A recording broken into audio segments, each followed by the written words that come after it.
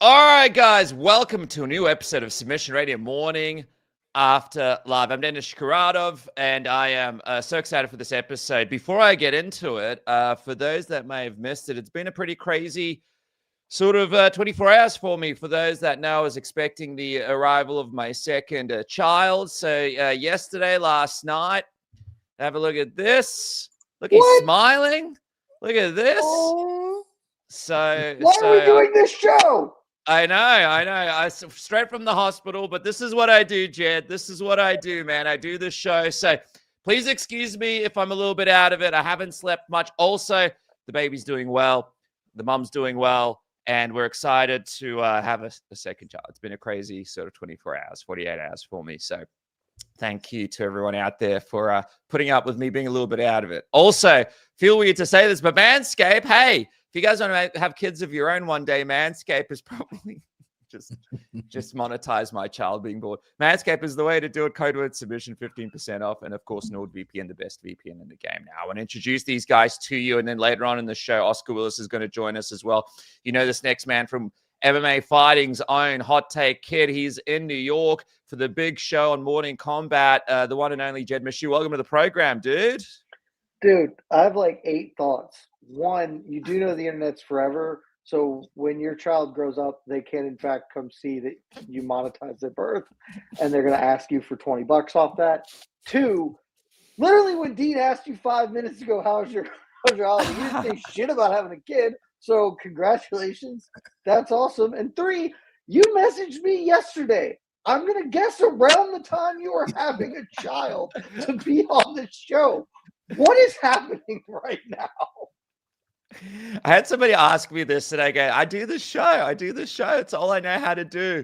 It gives me normality in this world. Dean, sorry, I didn't give you the answer. I wanted to surprise you a little bit. No, man, that's crazy that you just had a baby, man. First off, I'm jealous because I've always wanted another one. I got one. I want another one, so I'm a bit jealous, but congratulations, man. Damn, a new papa.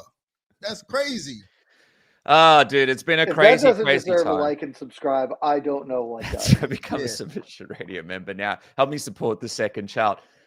Guys, it's been crazy, by the way, out there in the world of MMA. I want to break down a bunch of the announcements last week. We'll look a little bit towards UFC 323 as well. But one of the first things that I wanted to talk to you guys about was this crazy slip from UFC Brazil. Did you guys see this? Have a look at this of those that missed it. Basically announcing Max Holloway versus Charles Oliveira BMF fight for UFC 324. This was accidentally posted to the UFC Brazil account and promptly deleted soon after. First things first, Jed, UFC 324 is already on fire. Throwing this on top of it, this would be a big way to kick off the year for Paramount. Yeah, I don't think this is happening. I think somebody got their wires crossed. My best guess, like maybe this happens at 325 at the Volk card. Because we all know this fight is going to happen. Like both dudes have called for it. Basically, it makes all the sense in the world. Obviously, this is just a BMF title fight. And I don't you work in media, Dennis. You know that's like sometimes you pre-build graphics and stuff because you hear rumors, things are being worked on, they're not over the line. And I'm going to guess somebody fat-fingered this because I just 324 has already got the goods. I'm sure we're going to talk about it, and there are critiques to be made. But that doesn't need any. That's not 300. That's not the White House. That doesn't need a third thing to hang your hat on. So 325, though, a lot of backlash to that fight. Probably talk about that as well, I would guess. Maybe that does need some juice, or maybe it just gets kicked down to 326, something else. Everybody knows that fight's happening. I'll be really, really surprised if that happens at UFC 324. Dean, when you see the UFC Brazil account dropping something like that, do you just think about what's happening on the back end for the person that accidentally pressed that button? Like, can you imagine the timeline for that person? Like the feeling of knowing that's out there and then having to be hey guys, sorry, just to let you know. Whoever did that, I'm sure they stripped them naked and made them walk through the favela. There's no way you were able to get away with a slip like that. I mean, it's not, especially if it's not true. You know, that's to be on the UFC Brazil page and make that slip yeah, they definitely had some repercussions there. All right, well, let's talk about the main event, though, between Paddy Pimblett and Justin Gaethje for just a second. I want to go to you first, Din. What was your reaction when you saw that this was the belt, the interim title fight on the top of the pay-per-view? We just saw Arman obviously defeat Dan Hooker just about a week ago. I wasn't surprised, really. I know we talk about Arman deserves a shot, and there was a lot of backlash on that. But I think in terms of like Paramount, it's probably they're looking ahead and thinking about what is the most attractive and fun fight that we can probably put on the card as the main event. And on paper, this is Justin Gaethje versus Paddy Pimblett is the most attractive fight potentially that they could put on, especially when you're dealing with new fans. Now, if I'm Paramount, I just paid $7 billion for the rights to air it. I want to put the best fight on that we can possibly put on.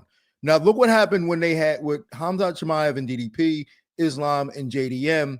They got a lot of criticism for those grappling heavy styles. I'm sure Paramount doesn't want to start their tenure off with that type of criticism. So it didn't surprise me that they put on a fun fight like this to start off their reign. It's interesting, though, because it's exciting, but the fans aren't that happy. Jed, that's the hardcore fans, though. That's the hardcore fans. I'm sure Paramount's looking at new people the first time checking it out because they never paid for a pay-per-view before. So they're going to put on this fight like this and go, oh, I like this because we got two guys in there just slinging it out. But is it Paramount going, hey, Paddy Pimblett has this market, blah, blah. I mean, it's not an American market though, right, Dean? It's like... No, he doesn't have an American market, but he's still a type of fighter that is... I mean, it's still he's going to be willing to trade a little bit. He's going to pull guard a little bit. He's going to throw up submissions. I mean, he's a very active and risky type fighter. And Justin Gaethje, it speaks for itself. So just on paper and the potential of the type of entertainment that this could bring, I'm sure that's why it's the main event. It's interesting though, Jed, because if you're Justin Gaethje here, you can't win anymore, can you? This is a great matchup and for the title, and you're on the headlining fight for Paramount. I mean, rephrase the question. What do you mean he can't win? He anymore? could be fighting Ilya Topuria. He could be fighting Arman Tsarukyan. He's fighting Paddy Pimblett here. Probably one of the easier fights for him out of those three. And then also it's at the head of the card for a title. Of those, it's the easiest fight. And like he can be a 2-time interim champion, which I don't know that anyone's ever done that before. So that's weird. Like I can't think of anyone that has that unique historical claim. And then, the biggest selling point for Gaethje, this is a fight that I think made sense for a lot of reasons outside of, should it be for an interim belt, et cetera. Like, these two dudes just, oh, good. There's a pretty clear guy who deserves to fight Ilya. Here are these other guys in the conversation. They should fight and figure out who deserves to get Ilya next. Instead, that guy's going to jump Arman Tsarukyan. Arman got screwed this past week is exactly what happened. That's tough for him. But Justin Gaethje, he said, I'm going to retire if I don't fight for a belt. He's getting to fight for a belt. He'll get to fight Ilya Topuria if he wins this belt. And I'm with Dean. I think that there are a lot of criticisms to be made about this. And we can make them. And that's totally okay. But it's important to recognize two things. One, these criticisms are largely going to be for the hardcore fan base. And we love you. You are here watching this program right now. But the average dude who has Paramount, who just was watching CBS on Thanksgiving, and it's oh, the UFC is coming to Paramount Plus. I'll check out this first fight card. That dude doesn't know about Arman Tsarukyan. That guy doesn't care. He's just going to watch some fist fights. And this is for that guy. And it's especially for that guy because we'll talk about the co-main event. The co-main event is a terrific fight. I am very, very excited to watch that fight. There is, I would say, at least a 50-50 chance that fight is not the most compelling thing to watch for a casual observer. And let me tell you, nobody in the history of the universe has ever been Justin Gaethje is not fun. Justin Gaethje is boring. And so you can end the night guaranteed with the Justin Gaethje fight. You are guaranteed to deliver an experience to first-time viewers that you are not guaranteed to give them if you give it, Kayla versus Amanda. I totally get why we're doing this fight, even if there are a lot of critiques about why that is, whether it should be happening. I mean, you got to think about it strategically as well. Justin Gaethje saying he was going to retire, Dean, if he didn't get this opportunity. Hey, by the way, a quick shout out as well. My man over here giving out 10 memberships to people in the chat. Thank you so much. I really appreciate that. But Dean, it's interesting. Someone broke this down with Paddy Pimblett. He has no wins over anyone in the current top 10 of the lightweight division. Michael Chandler now ranked 11th, obviously. And people saying this is maybe one of the easiest runs to a title shot in the lightweight division. But in terms of the fight, break this down for me. Obviously, we have a lot of questions that are still unanswered about Paddy Pimblett. And we know Justin Gaethje is a little bit older. He's a little bit more susceptible. When you break this fight down, how close do you think it actually is? I personally don't think it's going to be that close at all. I mean, Paddy Pimblett's crafty. He's a crafty fighter. He's got a very strong skill set. He's not afraid to fight off of his back. He doesn't wrestle all that well, but, he uses his length well in terms of his kicks. But I just think the amount of violence that Justin Gaethje brings to the fight is going to be too much for Paddy. I mean, we saw what Paddy did against Jared Gordon, and a lot of people think he lost that fight. And Justin Gaethje is not Jared Gordon. You know what I'm saying? Now, Paddy looked great against Bobby Green. That was a really quick fight. He looked great against Michael Chandler, but Michael Chandler was on a decline. I just think that Paddy, this is his best chance. We talked about Gaethje. This is also Paddy's best chance of winning a title, because I don't think he would have fared well against Ilya or Sarukian either, but this is his best chance of winning a title, and I don't even really see it being all that close. You see this being a dominant Justin Gaethje stoppage win? You reckon he catches him here, Dean? I think he catches him. I think that Justin Gaethje I think a guy like Paddy's tailor-made for him. He moves well, but I think that, if Justin Gaethje, especially if he gets back to those leg kicks, and, he's been looking better on his feet in terms of his movement itself. But, when he gets rolling downhill, man, it's hard for anybody to keep up with him. I think Justin Gaethje wins this belt, and he's going to be the two-time interim champion, which is kind of wild to think about, like Jed said. Jed, what do you think Paddy Pimblett's greatest opportunity here is? Is it the ground, catching sure. Gaethje here? Because Gaethje does have some wrestling to him. Ali Abdelaziz told me that apparently he's well, we haven't seen it in a while, though, Dean. The thing about Justin Gaethje is, I think he's a better wrestler on paper than he is in the cage, because he doesn't want to wrestle in the cage. He wants to knock you the F out. And so, I'm actually fascinated in this fight, because my head says that everything Dean said is correct, right? Pimblett is not very good defensively, certainly standing. And so, Justin Gaethje is probably the single hardest hitter in the lightweight division. And so that's not a dude you want to keep your head straight up in the air against. But at the same time, I have to acknowledge I have consistently underestimated Paddy Pimblett. I've thought he was going to lose several times, and he has continued to sort of exceed my expectations and become a much better fighter than when he entered the UFC. Yeah. He's also shown a penchant for beating up old dudes, and Justin Gaethje's getting pretty close to being an old dude. And we do know that if he can get it to the ground, which that's a question. Gaethje has been able to defend takedowns in general.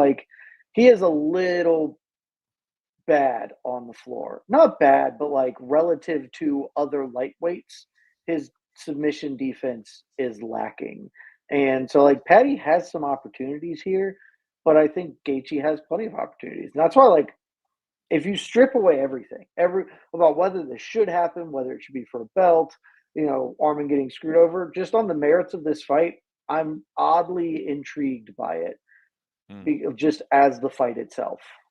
I want to add something to this, because this is something that gets overlooked, and that is what Paddy has that a lot of fighters don't have, and that is the ability to perform under the biggest stages, under the brightest lights. Paddy shows up to the Super Bowl and he performs. He's not afraid, and he goes out there and he gets the people behind him doing this thing like this. Even my son walks around doing this thing, but he's able to perform, and I think that's why he's been able to excel in fights. And he's made me put my foot in my mouth many times, thinking that he wasn't going to win fights, and he went out there and he won big fights. And I think it's just his level of comfort, and he's able to perform on the biggest stages when the pressure is the most. So I think that also plays to his advantage in this fight too, because it's going to be a lot of pressure on him. He's going to have to perform because he can't show up anything less than what his skill set brings to the table. It's going to be a really fun fight, like you said, Dean, because this guy is durable, moves forward, and he's kind of grown. I mean, he's always had a rough weight cut, but he looked big in that Michael Chandler fight. Like, he's really grown into the division. But we have so many questions about him. I guess the other big question is, what does the future hold for the division, right? Because we've got Arman Tsarukyan, he's ready to go, and then we've got Ilia Topuria, and we're uncertain where he goes next, right?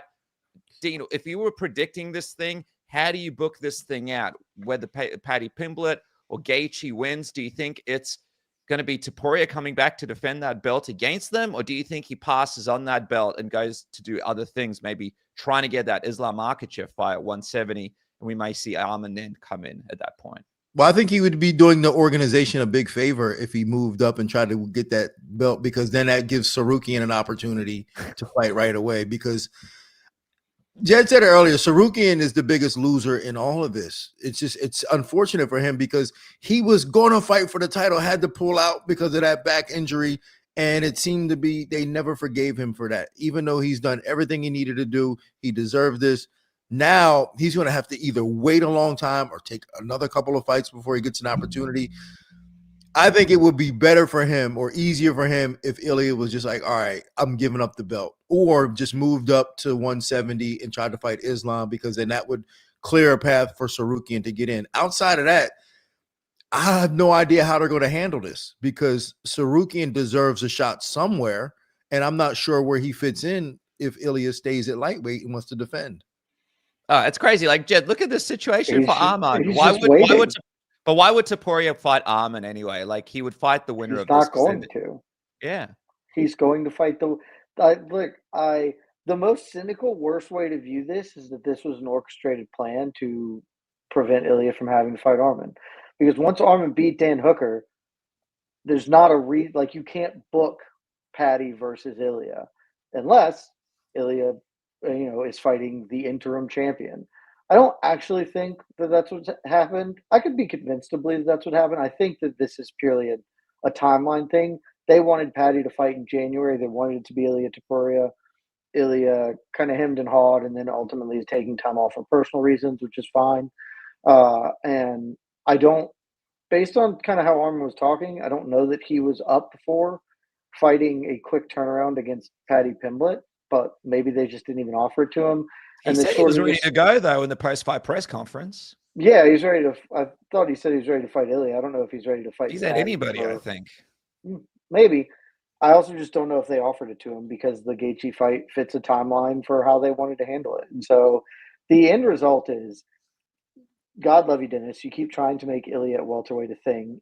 Stop trying to make fetch happen. He's not going to welterweight. Ilia's going to come back, and he's going to fight either Justin Gaethje or Paddy Pimblett. And then he will absolutely try to move up to welterweight if Islam Makhachev still has the belt, which he may not, because there are a lot of dudes who he might be fighting. I still think Shavkat's the front runner at this point, but it could be a whole lot of other welterweights, and those dudes could beat him. And then if that happens, Arman's really screwed, because then they're definitely doing Ilia versus Islam if Islam loses the welterweight title. And that's at least more palatable, because sending Ilia to fight for the welterweight belt is shenanigans of the highest order until he fights Arman Tsarukyan. So I think I know Arman's called to fight Max for a BMF belt. That's not happening.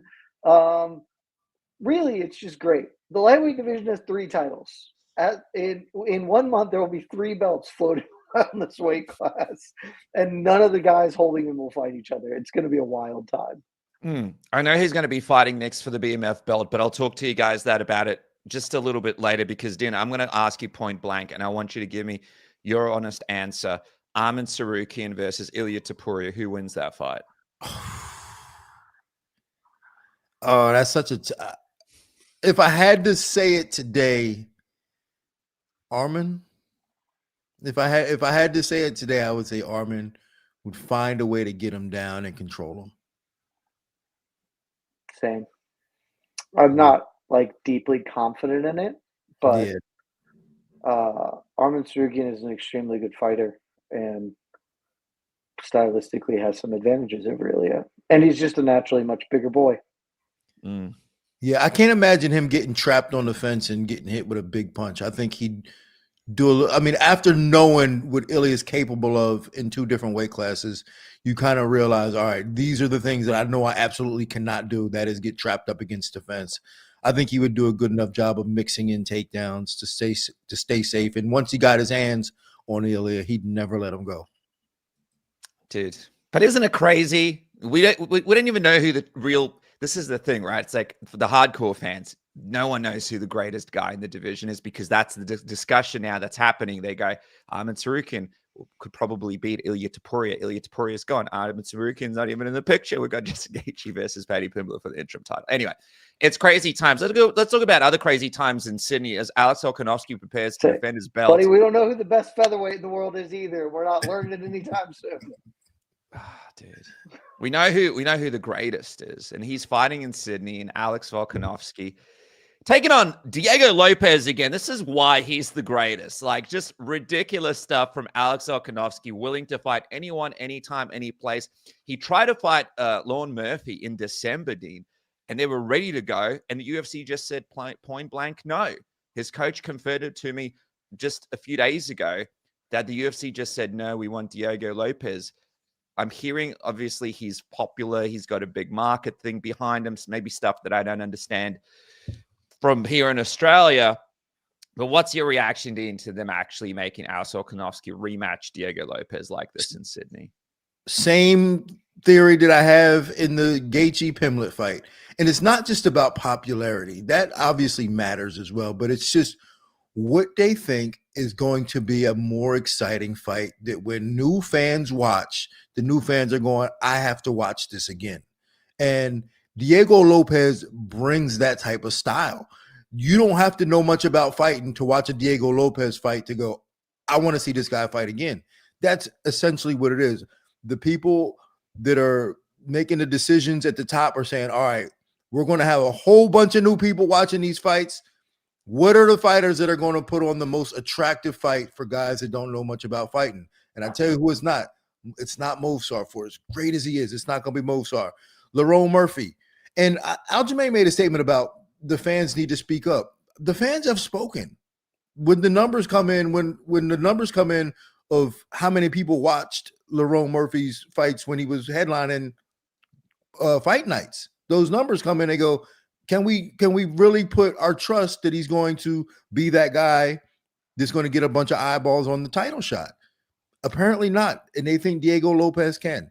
And it's not fair because I really believe that Lerone Murphy does deserve the shot. It's not fair to him. But at the same time, it's just where we're going in the game right now. They are trying to bring in new eyeballs. It's interesting because there's been some backlash, right? Even here in Australia, everyone's excited to see Alex Volkanovski. No one wants to see Lopez fight him again. And I guess it's just from the perspective of they just saw it. Even though it's an exciting fight, the big thing is we just saw this. And even though Murphy doesn't have much name value, I think the story is about Alex Volkanovski and his story and the fact that he's going to go fight someone else. The other story is, Jed, Alex Volkanovski had to fight Max Holloway 3 times. Now he's got to fight Diego Lopez twice. And it's just this crazy thing that he's on where this guy is just basically on a collusion course with the best guys over and over and over. How do you feel about the fact that Lopez has this shot in Sydney? I think this is the worst title fight in the modern history of the UFC, except for that time they let Kamaru Usman fight Jorge Masvidal the second time. And that one, honestly, that one at least like you could sell me on. Like it was a bad title fight, but at least well, the first fight was on 3 days' notice, and he kind of did okay. And sure, like at least there's a narrative. There's no narrative. Like I am desperate for the first interview Dana White, has actual people asking questions about. Because like I do not believe they expected the backlash that has come from this, which is silly. Like this is on its face unjustifiable. Like, and this is not a critique of Diego Lopez. Like he should take this fight if offered. Obviously, like who's going to turn down a promotion, right? No, great, good on him for this. for his management and everybody that got this to happen for him. But from a promotional standpoint, there are at least 3 guys that should be ahead of him in line in the Aljamain Sterling, Movsar Evloev, and Lerone Murphy. Like, all 3 of those dudes should be in front of him, and probably just like random guys, because again, he just lost this fight, and there's nothing has happened to be like it will go different. The best case scenario, I don't even know what a good outcome is for you. Like, if Volk just wins, everyone will be like, yeah, obviously he just beat this dude in a fight that wasn't especially competitive. He had Lopez had moments, but I think he lost 4-1 in that fight. Like, it's pretty clear that Volk is just a better fighter than him. And all of this even goes down worse because they just tried to do this with the Yair like 4 months ago too. Yeah. It was like, nobody needs to see him fight Yair, and you're just like, no, we're trying to get a champion from Mexico, damn it. Like, this is what we want. If it's not going to be Volkanovski, give us somebody that we like there, because we refuse to put Lerone Murphy or Movsar Evloev. And it's just, I disagree a lot. Like, I don't love some of Aljamain Sterling's content. Like, he has takes that I think are garbage or whatever. But, like, his reaction video, I just thought he nailed it. He was like, man, credit to Diego Lopez. Like, I would take it if offered. Where's the merit? Like, tell me what I'm supposed to do, so I at least know the rules of the game. And then he quoted Dana White being like, this isn't boxing. The best fight the best. You eat what you kill. That's just not – this fight invalidates, like, the entire ethos that Dana has spread for years at this point. Like, it is an unconscionable matchup. It truly – like, I texted Mike when this got announced, Dennis, and I was like, hey, guess what, Mike? Kamaru Usman getting a welterweight title shot won't be the worst title shot that's ever been awarded now. And he's like, yeah, you're kind of right. Hey, Jed, while I ask Dean this question, maybe check your microphone, because I think it might have disconnected from your AirPods. Dean, okay. I'm just gonna go to you quickly, man, on this matchup. I think I saw you say that this might be like a lose-lose situation for Alex Volkanovski here. For those that think that, maybe this fight goes differently, how do you break it down? How do you see this rematch going? I was talking to Joe Lopez, and he was saying, hey, we had success in every area of the game. Alex kind of couldn't see there for a round, and that's why there was that situation there. But outside of that, we feel like Diego Lopez never really was able to answer any of the questions or the puzzles that we had for him in the fight. Well, and that's kind of the double-edged sword of Diego Lopez being such an entertaining fighter, is it, at the expense of him making better decisions, which would keep him in the fight a little longer, he's going to be a little bit more aggressive and maybe fall into some of the traps of Volkanovski. But I think this fight really does come down to which Volkanovski shows up. I mean, he's getting older, and I say it all the time, fighters age overnight. And if he aged overnight, he might lose this fight, because he might run into something. He might not have the ability to set the same traps or have the same instincts or the same vision that he had a year ago when he was young. And when I say that, it's apparent to me that fighters get old overnight.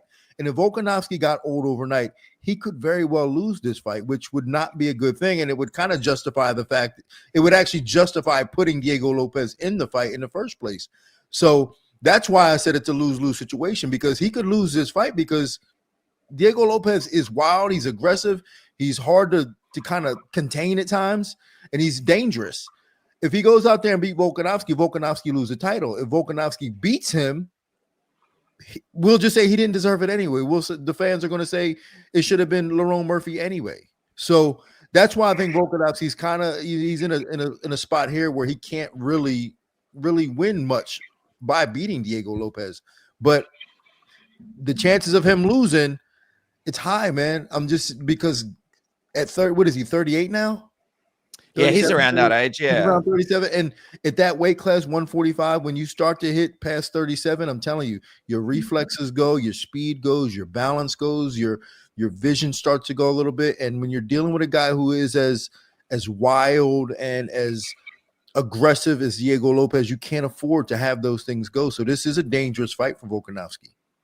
Dean, before I let you go, I just want to show you this footage from Alex Volkanovski's coach, because, guys, he has an idea of what he'd like to see next for Alex Volkanovski if things go to plan in Sydney and he doesn't retire. Have a watch of this and tell me if you agree that this is something that you'd like to see from Alex next. I've been happy if Alex's last fight was in Miami, and he got it back, But at the end of the day, it's up to Alex to make that decision. He wants to go again.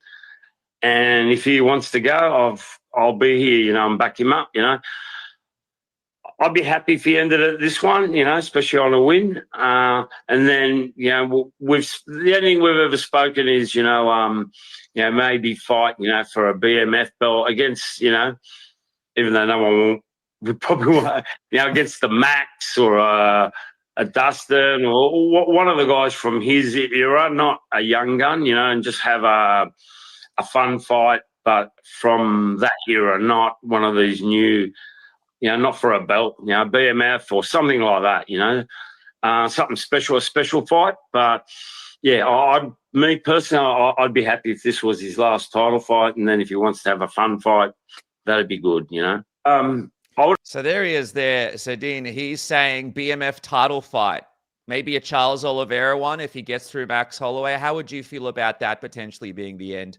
No, I think Alex Volkanovski. I think the BMF to me is sacred. I think the BMF belt is sacred, and it should be reserved. You'd be the only one, I think, at this point. No, no, it's really reserved to those guys that are. I don't want to say not necessarily championship material, but they're just cut a little different, and they're just, they eat with their hands. You know what I'm saying? Like they're just a little different, and Volkanovski doesn't really strike me as that type of guy. Volkanovski is, he's a little cleaner cut, and he's championship material, but not the BMF type guy.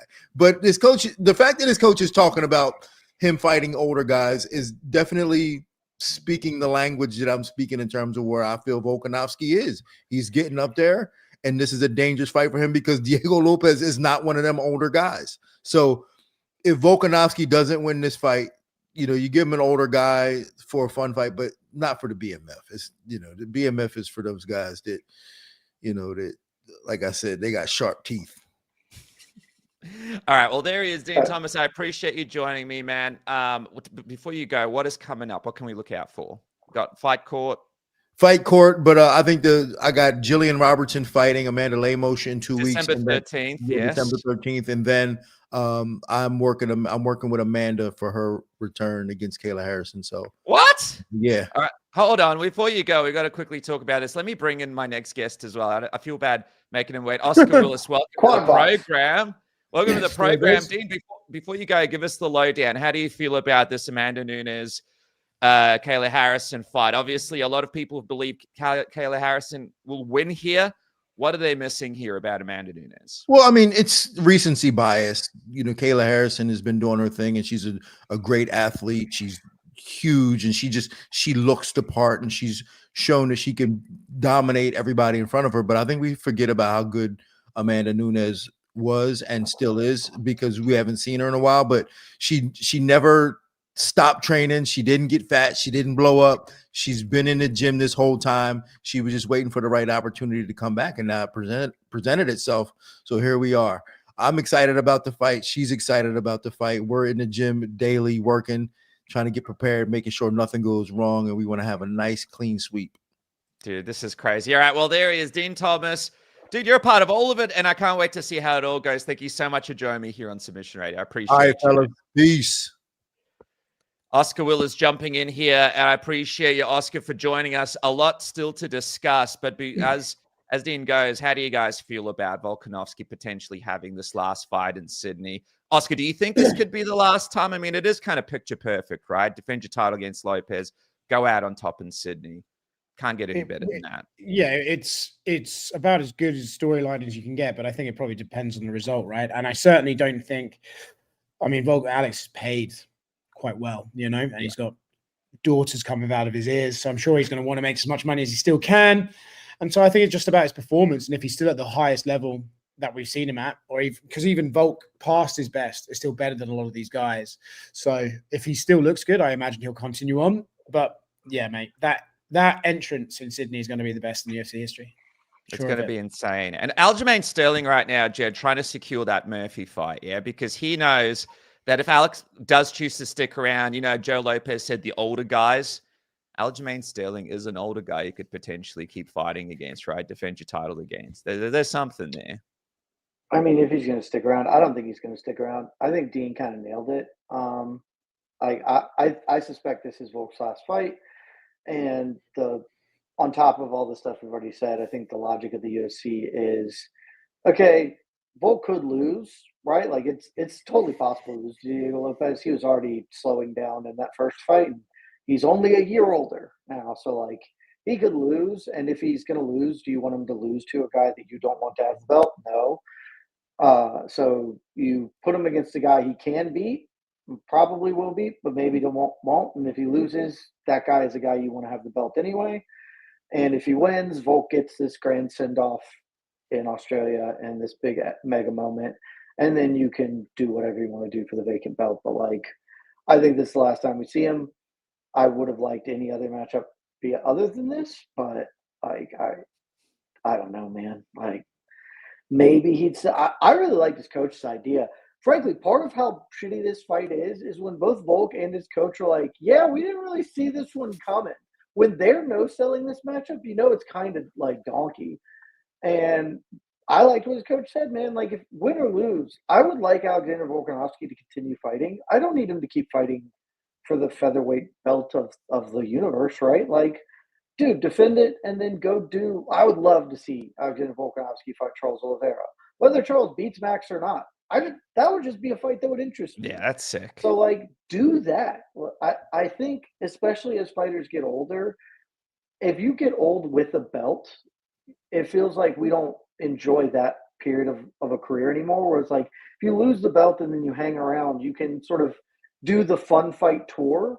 And if you are, you know, an all-time great, then you don't really get that. But, like, I would love to see Alexander Volkanovski fight some of the older guard at lightweight just to have some fun. Fights are supposed to be fun.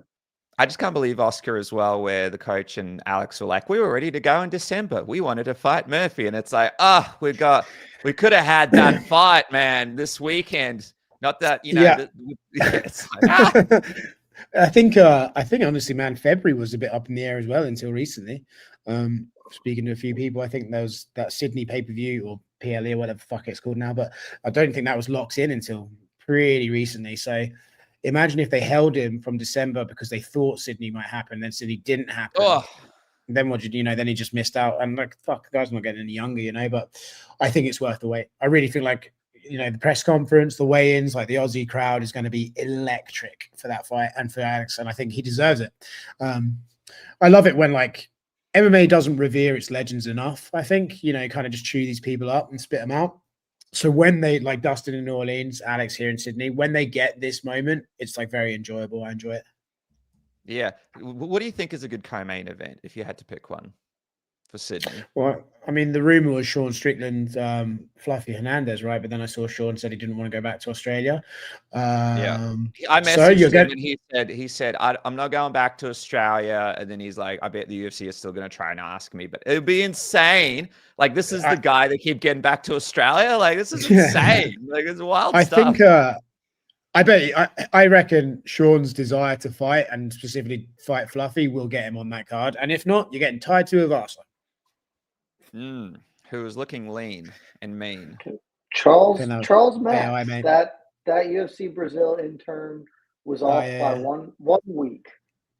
Dude, that would be insane. But I don't know, do you save that for another thing? Anyway, it's crazy. You shouldn't do that fight in Australia, but who gives a shit? Just give us that fight.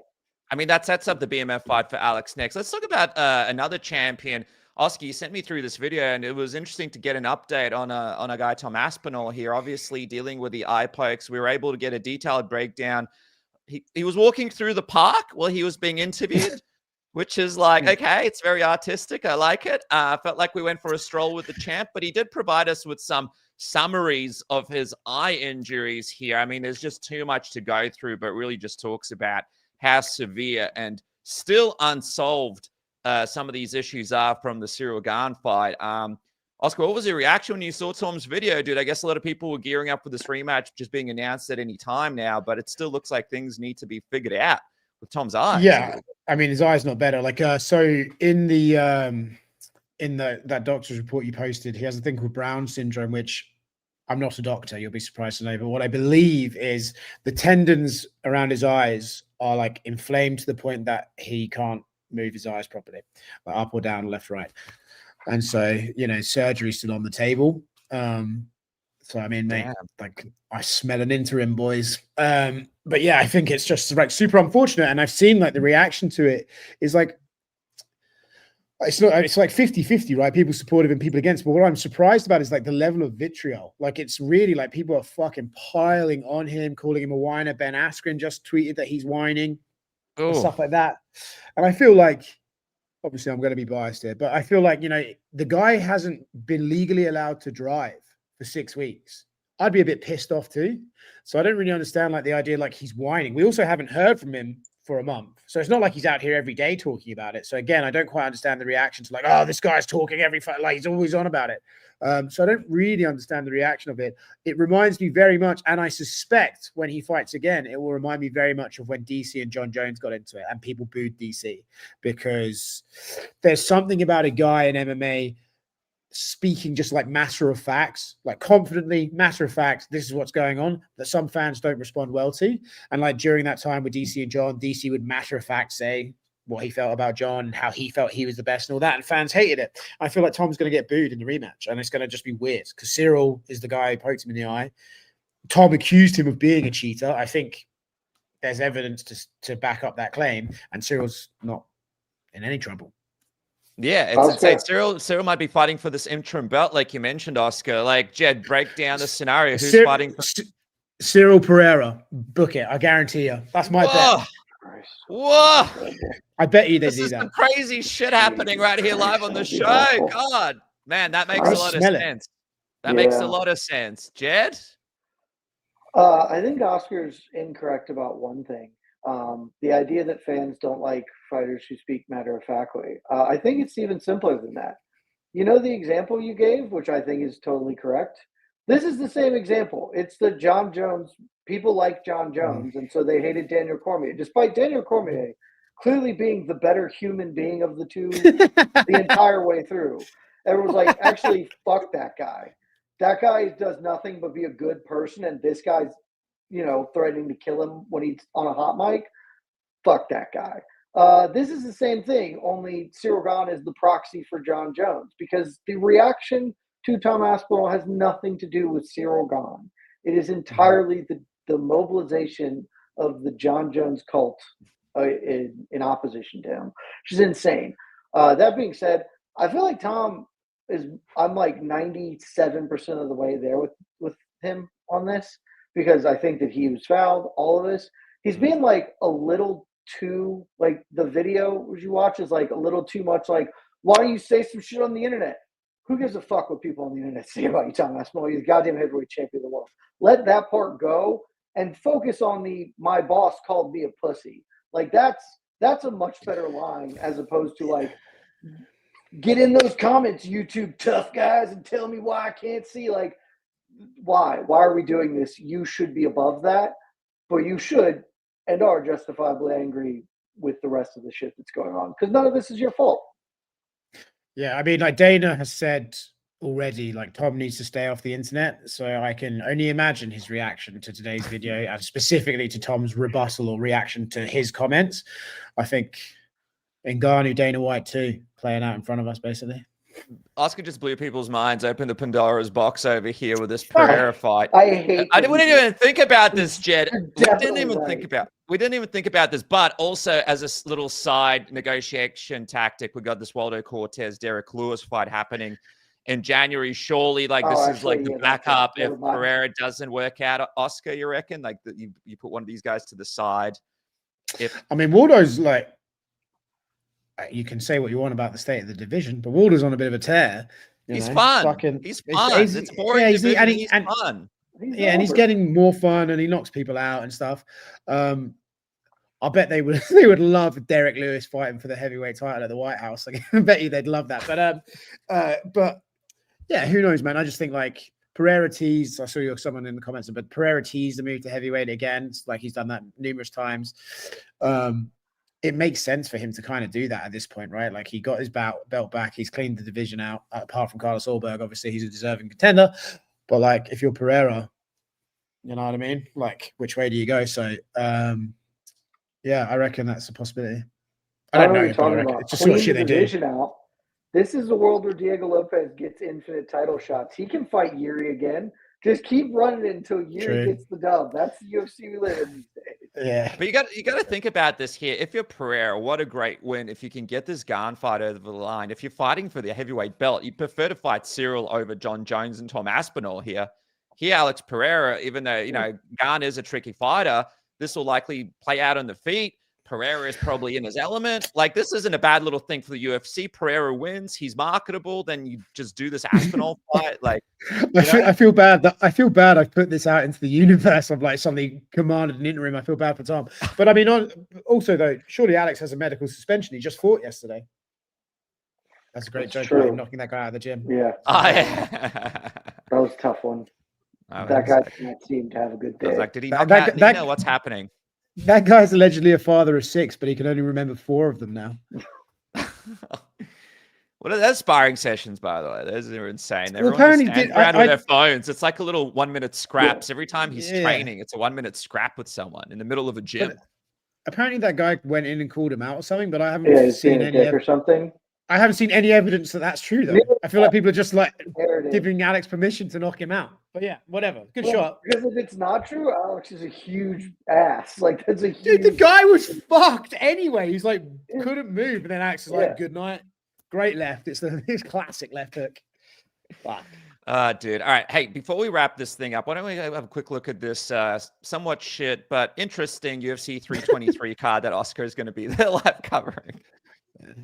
Somewhat shit. Oh, the big media day. Here it comes. All right. Petr Yan versus Merab in the main event. Oscar, does Petr Yan have a shot here to kind of shock everyone and beat Merab, you reckon? All right, listen, I was cage side for their first fight, and it's very, very hard for me to see that going any differently. Like that was the fight, in my opinion, where it was like, oh, Merab can just spam takedowns and that's all he has to do. And I just don't really see, like, it was a smaller cage. You could maybe argue that Peter's got like more space to move around, but realistically, like, we saw it, you know. Okay, well, what about that co-main event, Jed? It should be fun. Not as much name value, but Pantoja is one of the most impressive champions. Like, most defenses, always ready to go. And Josh Van, young, dangerous. Is this going to be one of those fights where people maybe aren't as pumped about it if you're not a hardcore fan, but the next day everyone's talking about the war that we just saw?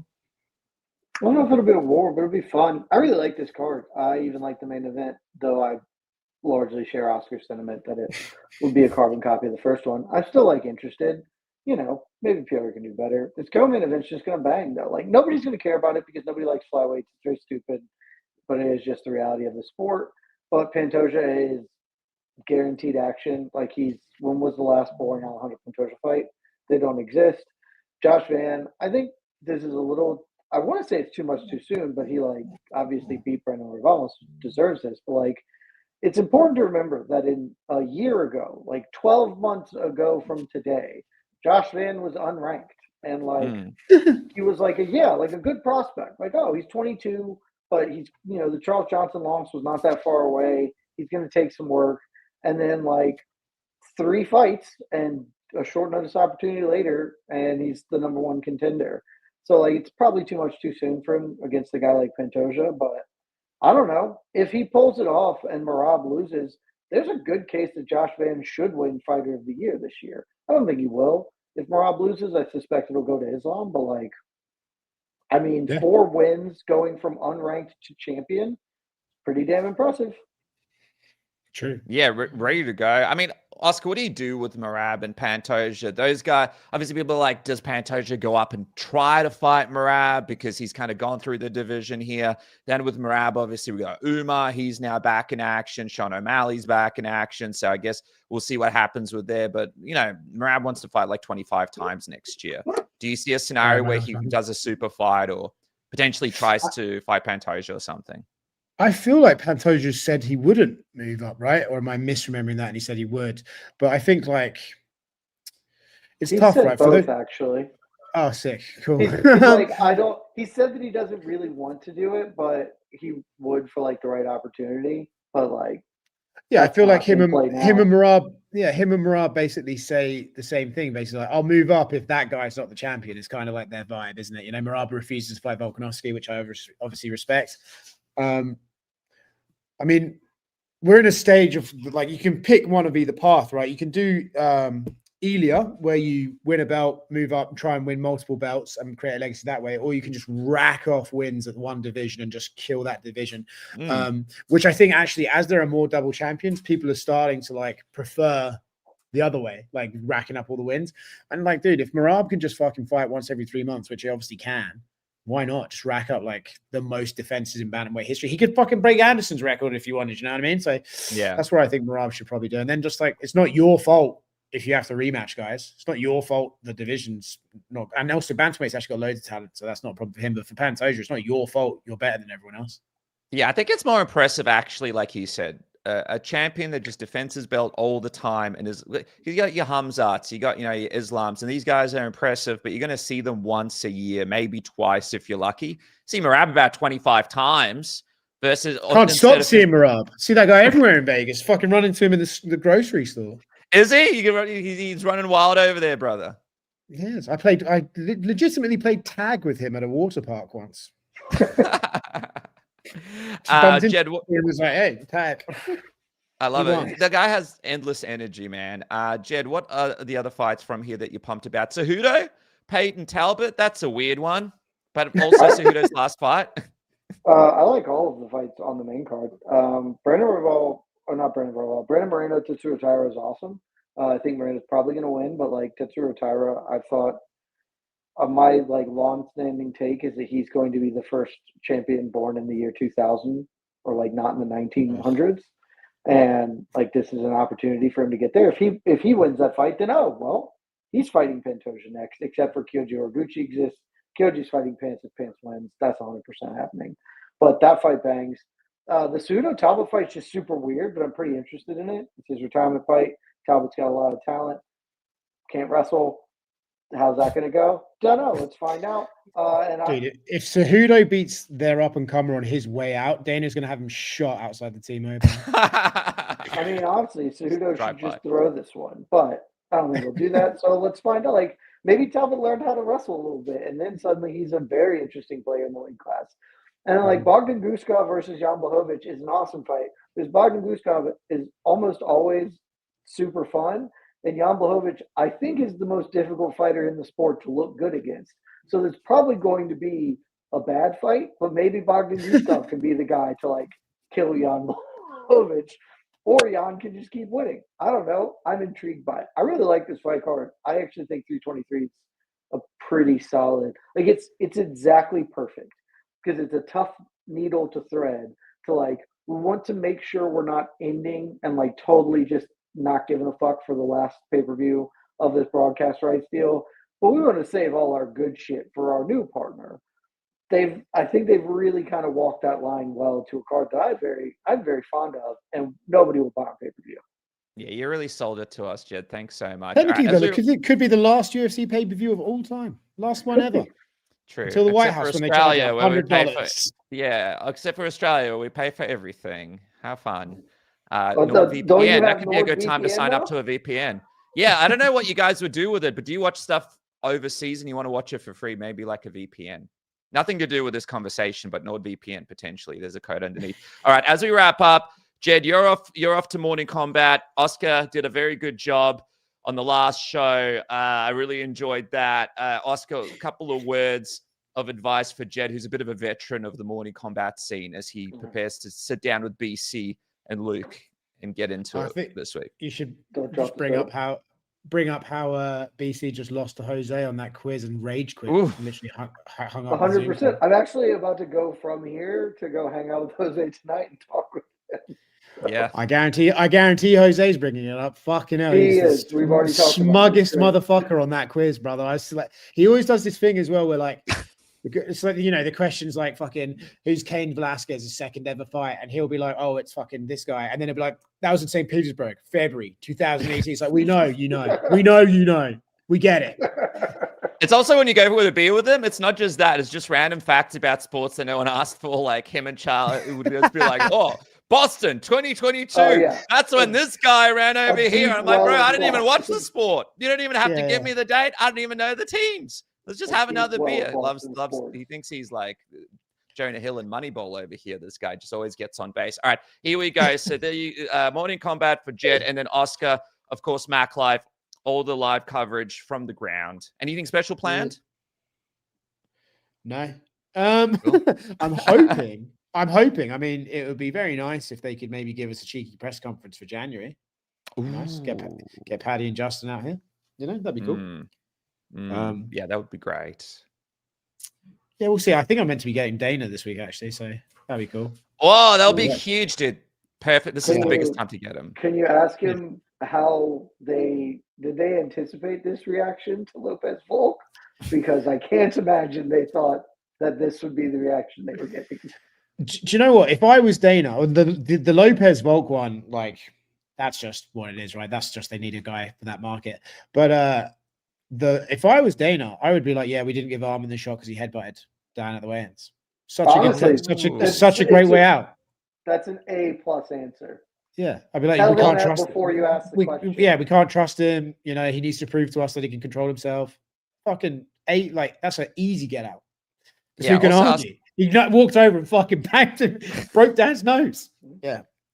Also ask him where he buried the guy from the UFC Brazil account, so his family can visit him after that tweet. All right, guys, there it is. Oscar Willis, Jed Meshew, UFC 323, Morning Combat MMA Fighting, Mac Life. I appreciate you fellas for joining me, and that is it here for Submission Radio Morning After. Thanks for watching, guys.